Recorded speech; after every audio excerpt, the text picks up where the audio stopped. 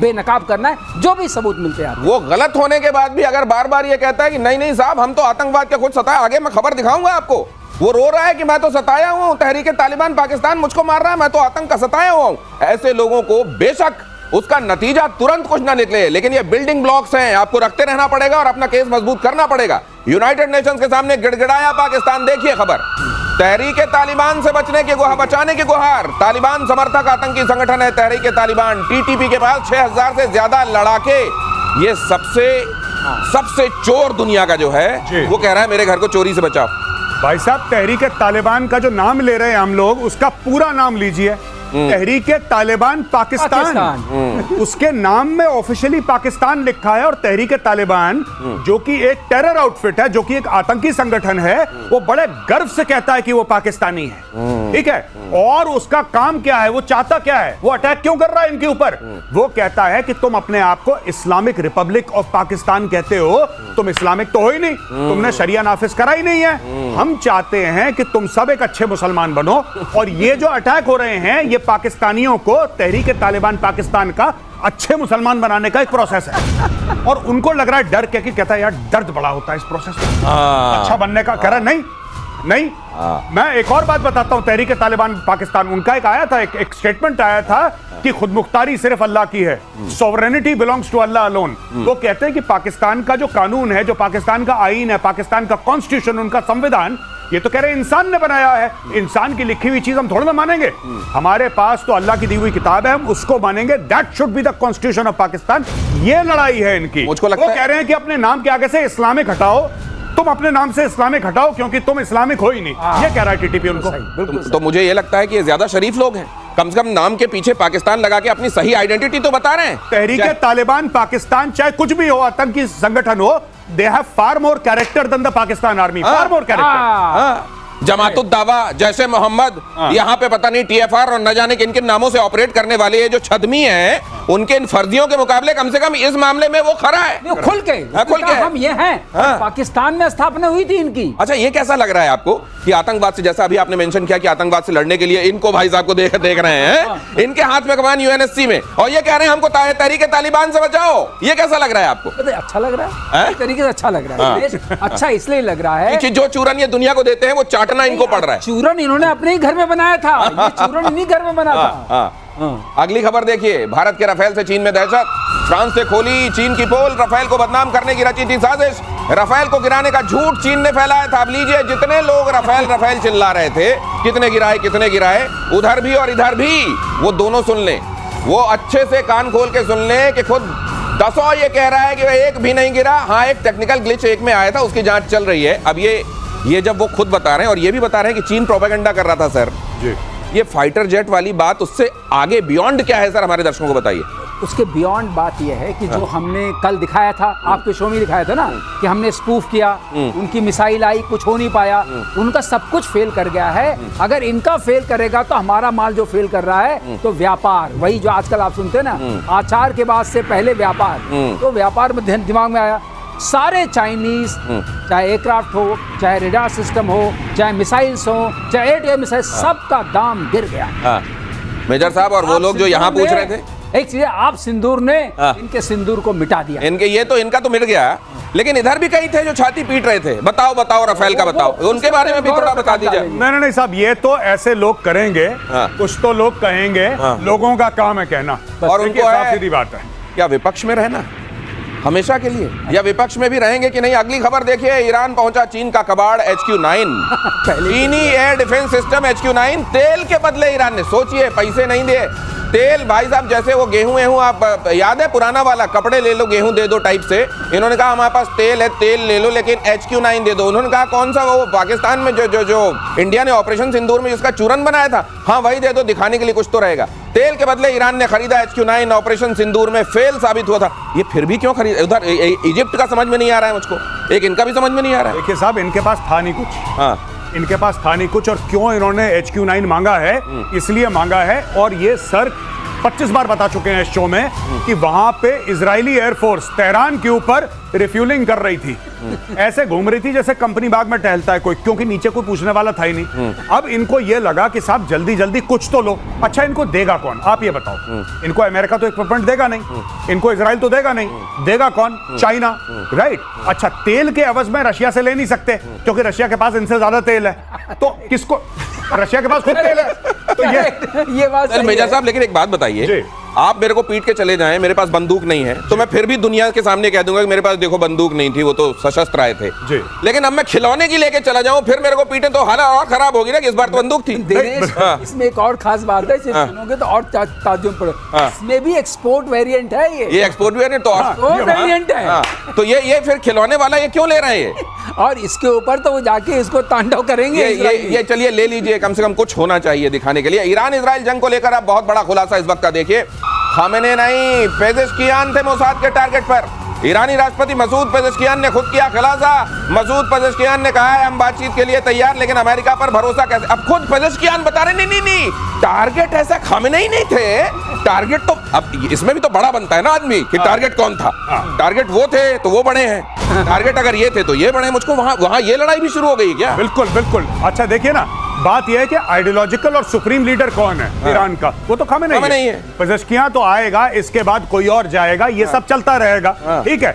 और इसने बट एक बात है सबकी, चाहे वो दुश्मन हो चाहे वो दोस्त हो, चाहे वो कैसे, सब यही पूछ रहे हैं यार अमेरिका पे भरोसा कैसे करें। देखना अब ये भी यही करा, आप देख रहे हो ना, ये भी यही करा, ईरान भी यही कह रहा है अमेरिका पे भरोसा कैसे करें। भारत भी दबे लफ्जों में भारत भी कह रहा है यार इन पे कैसे भरोसा कह करें। रहे हैं हम अभी नहीं कह रहे, लेकिन हम इम्प्लाई कर रहे हैं, हम इम्प्लाई कर रहे हैं कि यार इनके ये अमेरिका, ये ट्रंप कल सवेरे बोल देगा। आपने ट्रंप को पैसा दे दिया, आपने बोला हमें F-35 दे दो, हमें 5 स्क्वाड्रन चाहिए, ये पैसा लेके बोलेगा कौन से पैसे मुझे तो याद नहीं, सही बात बोल सकता है। बिल्कुल। अमेरिका ने रोक दिया था इजराइल का हथियार पैसे लेने के बाद, इसलिए मैं कह रहा हूं। अच्छा, ऐसे लोग बड़े खतरनाक होते हैं जी। ये कोर्ट में जाने के बाद ये साबित कर देते हैं कि साहब हम तो पागल थे, इनको ऊपर कोई आरोप भी आयद नहीं होता। ये अगर किसी का मर्डर भी कर दें इस तरह के लोग जो अनप्रेडिक्टेबल होते हैं तो कहा जाता है अच्छा इनको कोई मानसिक विकार है, चलिए जाने दीजिए, तो है ऐसे इनके दिमाग में खराबी है, खप्त है, फिर क्या कीजिएगा। अगली खबर देखिए, ईरान में ट्रंप नेतन्याहू के खिलाफ फतवा।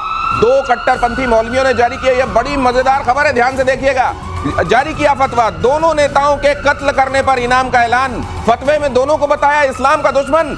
चंदे के जरिए अब तक 17 करोड़ से ज्यादा की उगाही। खामेनेई के करीबी है फतवा जारी करने वाले, क्राउड फंडिंग से खामेनेई। अब ये देखिए, अब मुझको लग रहा है ये जब जमा हो जाएगा तो कहीं रातों रात ये पता न चले कि गायब है वो जिन्होंने जमा कराया था। मैं बता रहा हूं आपको, ये इतनी बड़ी कॉमेडी है, मुझे तो हंसी आ रही है। जस्ट इमेजिन, आप कह रहे हैं कि नेतन्याहू और ट्रंप को मार दो, और आप कह रहे हैं कि मारने से पहले सबसे पहले चंदा इकट्ठा करो, क्योंकि चंदा जरूरी है, क्योंकि आप किसी ना किसी को तो पैसा देंगे। अच्छा, जो मुल्क HQ9 नहीं खरीद पा रहा, जिसके लिए तेल दे रहा है, अब मैं तो कह रहा हूं कि आप चंदा क्यों इकट्ठा कर रहे हैं? आप तेल दे दो, आप तेल दे दो, बोलो कि हम तुम्हें तेल दे देंगे, तुम मारने की कोशिश करो।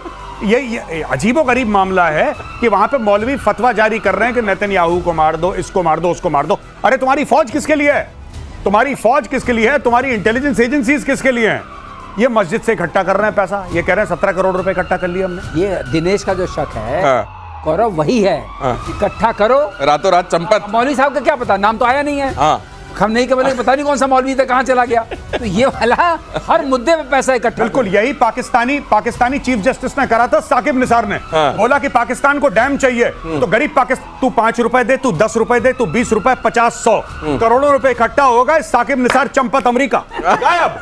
उन्होंने पाकिस्तानियों ने पूछा डैम कहां है, कहता वल्लाह हबीबी कौन सी डैम की बात करती तुम, यहां पे कोई डैम नहीं है। फिर बोला मैंने तो अखबार में ऐड दे दी, उसमें पैसा खर्च हो गया, वो गायब हो गया पैसे लेके। Chief justice of Pakistan Saqib Nisar. क्या आपके भी मेरे जैसे पेट में बल पड़ रहे हैं? अगली खबर देखिए, भारतीय सेना की और बढ़ेगी ताकत। DRDO की माउंटेड गन सिस्टम वाली जो पूरी इक्विपमेंट है उसका ट्रायल जारी। देसी हथियार की बेहद सटीक मारक क्षमता।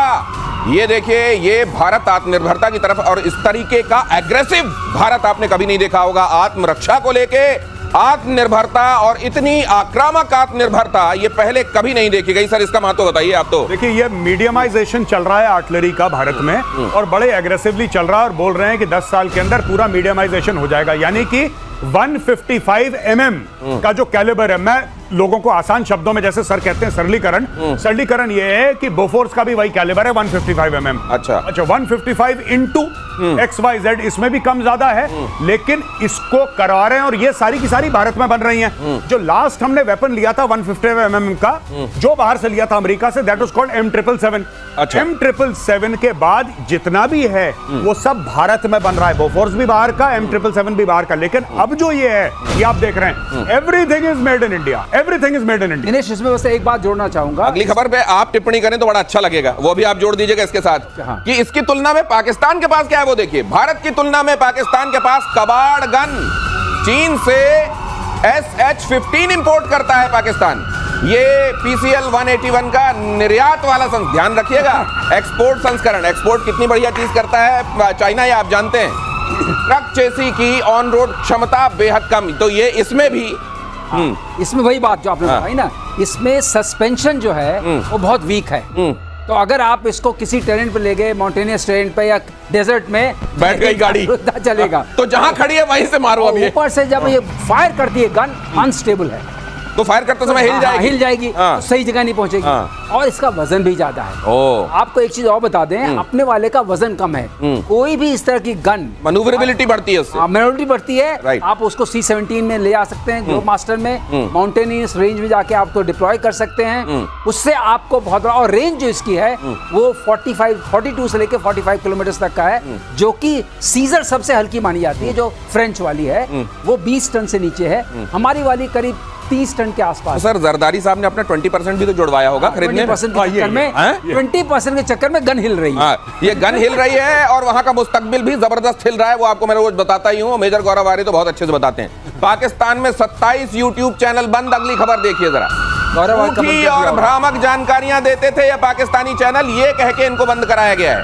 नफरत को बढ़ावा देने के आरोप में इन पाकिस्तानी चैनलों को बंद कराया गया है। हकीकत बता देता हूं, अच्छा मेरे से अच्छा तो गौरव सर बताएंगे। हकीकत ये है कि मुनीर को ये चैनल पसंद नहीं थे। सर क्यों है ये, क्यों बंद? ये बेसिकली ये जितने भी चैनल बंद हुए हैं, ये वो पाकिस्तानी थे जो अपनी सरकार से, अपनी फौज से सवाल पूछते हैं। जैसे किसी ने बोला कि साहब आपने तो 5 राफेल गिरा दिए। मैं इन्हीं की बात कर रहा हूं चैनल्स की, जो आपके स्क्रीन पे दिख रहा है कि साहब आपने तो 5 राफेल गिरा दिए, कोई फोटोग्राफ है, कोई सबूत है, तू गद्दार है, जेल में डालो, इसका चैनल बंद कराओ। ये चल रहा है वहां पे, ठीक है। अब बोला कि साहब आपको फील्ड मार्शल बना दिया। फील्ड मार्शल तो उसको बनाया जाता है कुछ जंग जीतता है। यहाँ पे तो हमने इंस्टाग्राम पे, फेसबुक पे, टेलीविजन पे देखा कि पूरे पाकिस्तान में आग लगी हुई है, इंडिया ने मार मार के दुम्बा बना दिया। फिर आप फील्ड मार्शल कैसे बने? गद्दार है, जेल में डालो, यूट्यूब चैनल बंद कराओ उसका। ये चल रहा है वहां। ये देखिए, और अगली खबर देखिए। डोनाल्ड ट्रंप ने फिर से फोड़ा टैरिफ बॉम्ब। बांग्लादेश, जापान समेत 14 देशों पर बढ़ेगा टैरिफ। 25 से 40% तक टैरिफ बढ़ाने का ऐलान। बुधवार को ट्रंप ग्लोबल टैरिफ का करेंगे ऐलान। 1 अगस्त से लागू होगा ग्लोबल टैरिफ। तो यहां पर जरा ये ट्रंप साहब का टैरिफ वाला मामला भी देख लेकिन सर बांग्लादेश पे करने से इन अ वे इंडिया को तो फायदा है। मैं बता रहा हूं, मुझे इतनी हंसी आ रही है। ये मोहम्मद यूनुस जो है, ये अमेरिकन डीप स्टेट का ही बच्चा है। ये क्लिंटन फाउंडेशन से पैसा लेके और ये जो बाइडेन के आशीर्वाद से वहां पे कुर्सी पे बैठा विराजमान हो गया। अब सत्ता चेंज हो गई, अब ट्रंप आ गया, अब ट्रंप इसी की जड़ें काट रहा है। अब वो बता रहा, जैसे बोल रहे हैं ना कि अमेरिका पे you can't rely on America, यही बांग्लादेश की भी प्रॉब्लम है। कह रहा है यार 1 साल पहले तो अमेरिका पे पूरा रिलायंस था, ये क्या हुआ जनवरी के बाद? ज़ेलेंस्की भी तो यही कह रहा है। ज़ेलेंस्की भी ये कह रहा है। सब बेचारे एक ही, जिसको कहते हैं ना, एक ही सांप के डसे हुए हैं सबके सब। ये कुल मिला के अमेरिका में ये वाली हालत भी है कि दुकान में सुबह कोई और गल्ले में बैठा होता है, शाम को कोई और गल्ले में बैठा होता है। जब तक आप माल ले जाते हैं आपको पता चलता है अरे ये क्या था, और आप कहते हैं भाई साहब ये क्या दे दिया, बोले वो उसने दिया होगा, मैं नहीं जानता। अगली खबर देखिए। और तेज होने वाली है रशिया और यूक्रेन की जंग। हम यूक्रेन को और हथियार भेजेंगे, कहा ट्रंप ने। यूक्रेन को अपनी रक्षा करने का अधिकार। यूक्रेन ने अमेरिका से ड्रोन डील भी की है। लीजिए लीजिए। एक दिन कहते हैं नहीं दूंगा, नहीं दूंगा, अपना रक्षा बजट बढ़ाओ, अपना देखो भाई इसकी क्या मदद करनी है देख लो। अगले दिन हम तुमको हथियार देंगे और उसी जोश में जाके फिर से कोई हम। दिनेश एक बात पे ध्यान रखिए, गेम अब अभी तो बहुत दिन बाकी है। उसके बाद क्या पलटी मारेंगे वो किसी को नहीं पता। ये जाएगा कि नहीं जाएगा, ड्रोन डील हुई है कि नहीं हुई है, कौन किसको पैसे दे रहा है, इस पे अभी स्ट्रेटेजिक एम्बिग्युइटी का प्रश्न लगा के हम लोग छोड़ दें। नहीं तो ये क्यों करते हैं? ये ट्रंप एक दिन क्यों इसको कह देते हैं कि मैं दूंगा मदद दूंगा मदद? नहीं देखिए, बड़ी खूबसूरत सी चीज है। ट्रंप बेसिकली सेल्समैन है, ठीक है, ये सेल्स का आदमी है। ट्रंप कहता है कि देखो अब तुम्हें पुतिन खा जाएगा, तुम्हें अपना डिफेंस बजट बढ़ाना चाहिए क्योंकि मैं तो तुम्हें पैसे दूंगा नहीं। कि ठीक है मालिक, हमने अपना डिफेंस बजट बढ़ा दिया। कितना कर दिया? 2% से 5% कर दिया। अच्छा एक काम करो, वो 5% तुम मुझे दे दो। ठीक है, वो 5% तुम मुझे दे दो। अच्छा ये क्या कर रहा है ड्रोन डील? ये पैसे देगा ना ट्रंप को, ये अमेरिका को पैसे देगा। पहले आपने बोला कि तुम्हें रूस खा जाएगा, खा भी रहा है। इसने पूरे यूरोप का बजट बढ़वाया नेटो के थ्रू, पूरे नेटो का बजट बढ़वा दिया। 32 देश हैं। इसने यूक्रेन का बजट बढ़वा दिया, सबका बजट बढ़वा दिया। फिर बोलता है कि लाओ तो ये घाव भी बनवाएंगे, घाव भी देंगे और फिर मरहम भी बेच देंगे अपना। ये वाला मामला चल रहा है। और रशिया के विदेश मंत्री सर्गेई लैवरोव का अमेरिका पर हमला, क्या कहा है उन्होंने? लैवरोव ने कहा अमेरिकी डॉलर की विश्वसनीयता खत्म हो गई है। रूस ने अमेरिकी सरकार के कर्ज पर चिंता जताई।